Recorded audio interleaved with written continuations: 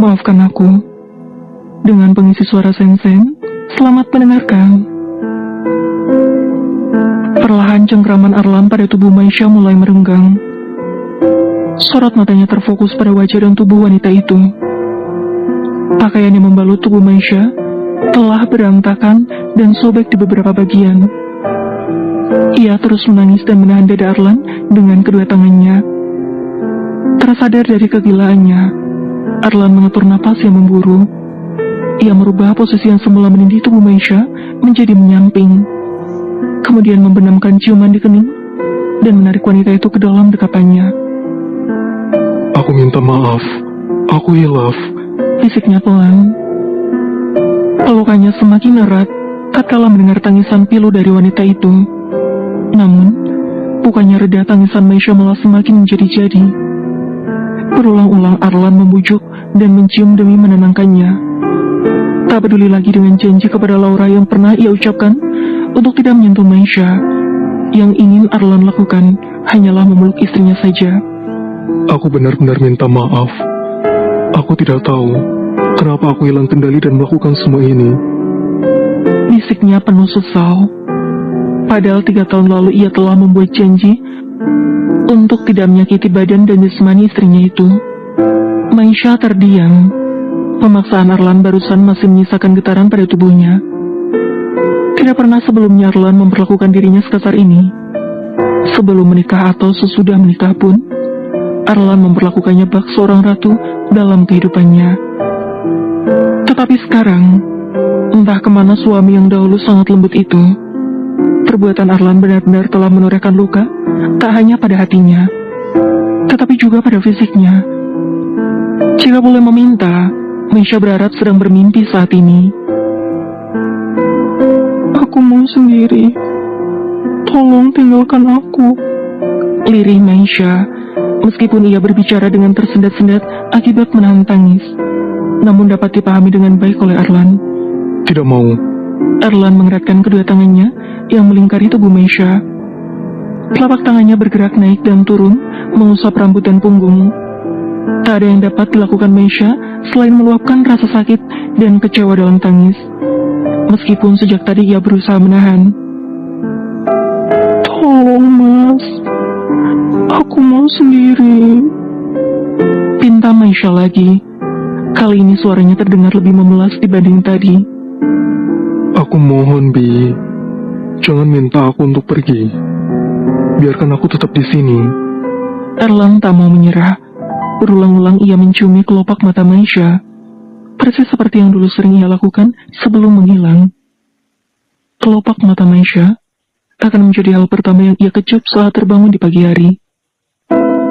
Kamu boleh memberiku hukuman, tapi jangan memintaku meninggalkanmu sendirian di sini. Masih berusaha membujuk, meskipun Maisha menunjukkan reaksi penolakan. Aku menyesal, sangat menyesal. Kalau kamu memang menyesal, tinggalkan aku. Ucapan Maisha barusan berhasil meruntuhkan pertahanan yang dibangun Arlan. Arlan sadar, pemaksaan yang ia lakukan tadi sangat berlebihan dan sangat menyakiti hati Maisha. Untung saja ia segera tersadar. Jika tidak, ia pasti sudah bertindak lebih jauh dan menyakiti tubuh Maisha lebih dalam lagi. Baiklah, aku akan keluar. Maafkan aku. Sesaat sebelum melepaskan pelukan, Arlan sempat membenamkan ciuman di bibir. Singkat, namun sangat lembut. Ia kemudian bangkit dan membalutkan selimut ke tubuh Maisha dan membelai puncak kepalanya dengan penuh kasih. Tak ingin Maisha semakin tertekan, Arlan pun melangkah meninggalkan kamar itu. Sebelum benar-benar meninggalkan kamar itu, ia sempat menoleh ke arah Maisha yang berbaring dalam posisi membelakanginya. Arlan menutup pintu secara perlahan, kemudian menjauh dari kamar istrinya itu. Balkon adalah tempat yang dipilihnya untuk menenangkan diri. Namun, tiba-tiba pintu kamar Laura terbuka. Wanita siluman itu keluar dengan mengenakan pakaian yang sangat tipis yang memamerkan lekukan tubuhnya. Kamu dari kamar Mbak Maisha, Mas? Tokik Laura gusar. Terlebih setelah melihat Arlan berjalan dari arah kamar Maisha dengan bertelanjang dada. Bukan urusanmu. Bentak Arlan kemudian tanpa permisi meninggalkan Laura dan memilih masuk ke kamar lain yang ada di ujung. Sementara Laura mematung di tempatnya berdiri. Ada banyak tanda tanya dalam benaknya. Mau apa Mas Arlan di kamar Mbak Maisha? Kenapa Mas Arlan malah masuk ke kamar lain dan bukan ke kamarku? Arlan memasuki sebuah kamar kosong tanpa memedulikan panggilan Laura. Ia langsung menutup pintu dengan membanting kasar sebelum wanita itu ikut masuk. Kemudian menguncinya dari dalam. Mas, buka pintunya, aku mau bicara. Teriak Laura dari luar sambil mengetuk pintu berulang kali. Buka pintunya, Mas. Bukannya peduli, Arlan malah membaringkan tubuhnya di ranjang, menutup kepala dengan bantal, demi mengamankan pendengarannya dari teriakan wanita menyebalkan itu. Rasa sesal merasuk tanpa dapat dikendalikan.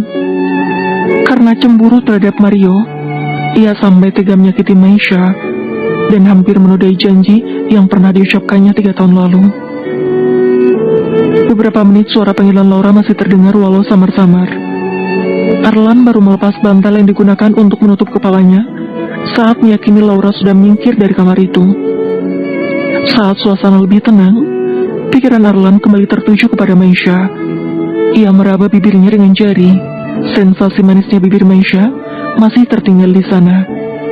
Sebagai laki-laki normal yang memiliki hasrat, pikiran Arlan menjelajahi tubuh Maisha lebih jauh. Kulitnya yang halus,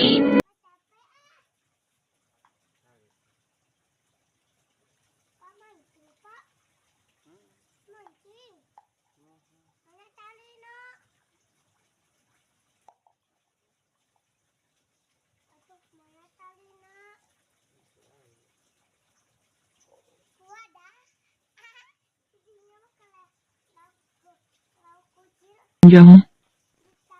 Pagi ini Arlan terbangun lebih awal. Demi menyegarkan tubuhnya, ia melakukan olahraga pagi dengan berlari kecil di sekitar taman rumahnya yang luas. Selepas berolahraga, ia memasuki rumah dan menuju dapur. Niatnya untuk minum sekaligus melihat Maisha. Biasanya sepagi ini Maisha sudah berada di dapur untuk membuat sarapan. Tetapi, setibanya di sana tidak tampak Maisha. Hanya Biwiwin seorang yang sedang meletakkan semangkuk bubur, beberapa potong buah, dan segelas air putih pada nampan. Maisha di mana, Bi? Tanyanya sambil membuka lemari pendingin dan mengeluarkan sebotol air mineral. Non Maisha masih di kamar, Den. Sedang tidak enak badan. Tadi saya periksa badannya hangat. Jawab wanita itu. Sontak saja Arlan tersentak. Bola matanya langsung tertuju pada nampan di meja. Yang ditebak Arlan akan dibawa Biwiwin ke kamar Maisha. Ia pun sudah dapat menebak bahwa Maisha sampai sakit akibat perbuatannya semalam. Dan Arlan merasa sangat bersalah. Tunggu. Baru saja Biwiwin hendak melangkah dengan membawa nampan, Arlan sudah memanggil. Wanita itu menoleh sejenak. Iya, Den. Biar saya saja yang bawakan sarapannya. Pintanya. Biwiwin pun langsung menyerahkan nampan tersebut ke tangan sang majikan. Oh ya, tolong pindahkan semua pakaian saya yang ada di kamar Laura ke kamar ujung. Biwiwin hanya menatap heran, tetapi tak lantas mengeluarkan pertanyaan dari mulutnya. Apalagi setelah mampu menebak bahwa suasana hati sang majikan sedang buruk. Baik, Den, saya kerjakan sekarang. Oke. Arlan langsung beranjak menuju kamar atas dengan membawa sarapan untuk Maisha. Sebelum masuk ke kamar, ia memutuskan untuk mengintip terlebih dahulu. Maisha tampak berbaring dalam posisi membelakangi dirinya.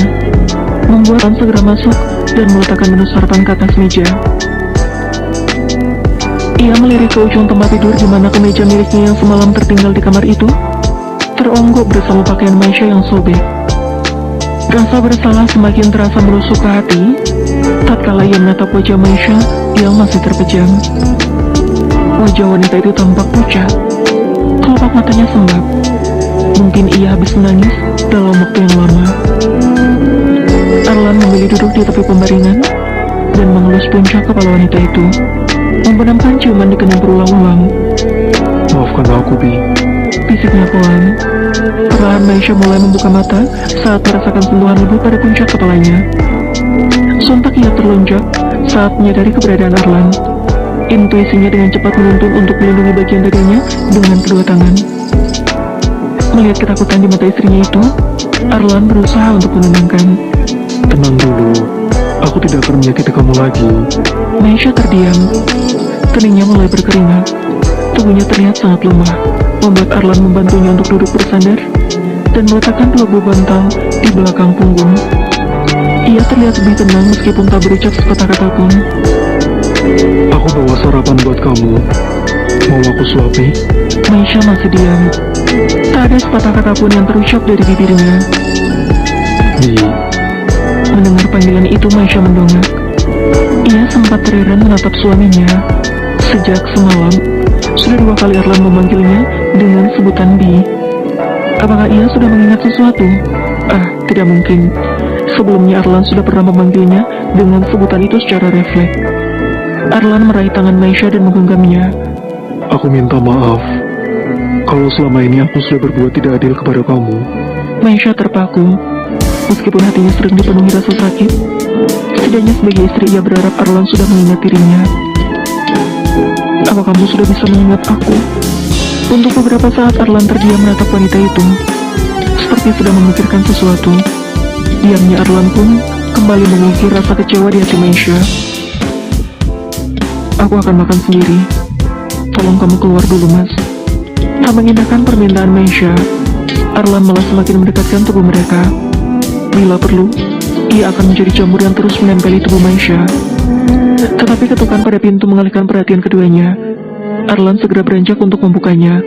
Dan Bi Wiwin ada di ambang pintu dengan wajah takut-takut. Kenapa, Bi? Saya sudah ke kamar Non Laura, tapi Non Laura melarang memindahkan pakaian dan Arlan. Kekesalan terlihat jelas di mata Arlan. Ia akhirnya menutup pintu kamar Maisha. Ya sudah, tunggu sebentar. Arlan melangkah menuju kamar Laura. Begitu masuk, Laura langsung menyambutnya dengan pelukan. Minggir. Arlan mendorong wanita itu hingga terhempas ke tempat tidur. Kamu sebenarnya kenapa sih, Mas? Kamu tidak pernah sekasar ini sama aku. Laura kembali terheran dengan Arlan yang baginya sangat kasar. Untung saja kamu sedang hamil. Kalau tidak sudah kucekik. Sepasang mata Laura membulat. Tatapan Arlan yang tajam membuat seluruh tubuhnya meremang. Tidak, apa jangan-jangan Mas Arlan sudah ingat sesuatu? Bersambung.